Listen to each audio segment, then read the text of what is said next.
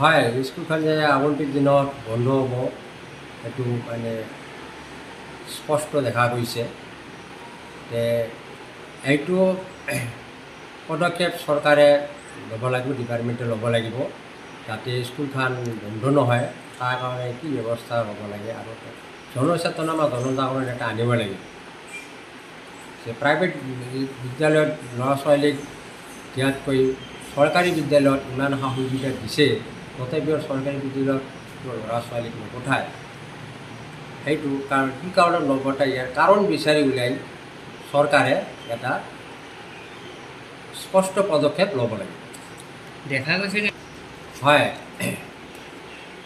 চিৰাং জিলাৰ বহুকেইখন স্কুল আছে, মোৰ হেৰিত আছে যে 12খনমান স্কুল হ'ব, প্ৰায় বন্ধ হোৱাৰ উপক্ৰম হৈছে।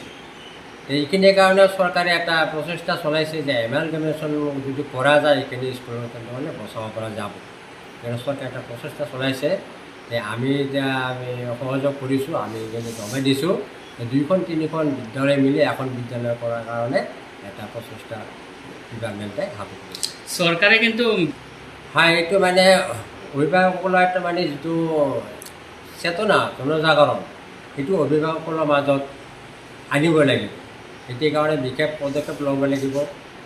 চৰকাৰেও মানে ৰাজহুৱা সভা সমিতিৰ জৰিয়তে এইখিনি মানে অভিভাৱকসকলক পিতৃ মাতৃক এই বিষয়ে অলপ মানে স্পষ্ট এটা ধাৰণা দিব লাগিব যে চৰকাৰী বিদ্যালয় আৰু প্ৰাইভেট স্কুলৰ যিখিনি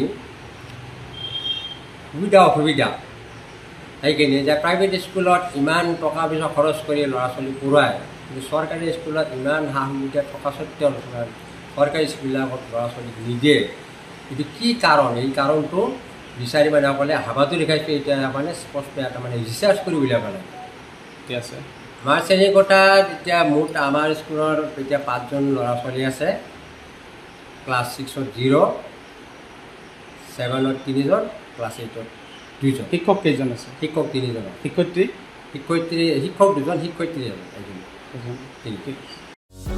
যিকোনো খবৰৰ বাবে যোগাযোগ কৰক আমাৰ এই নম্বৰত 9181 307 221।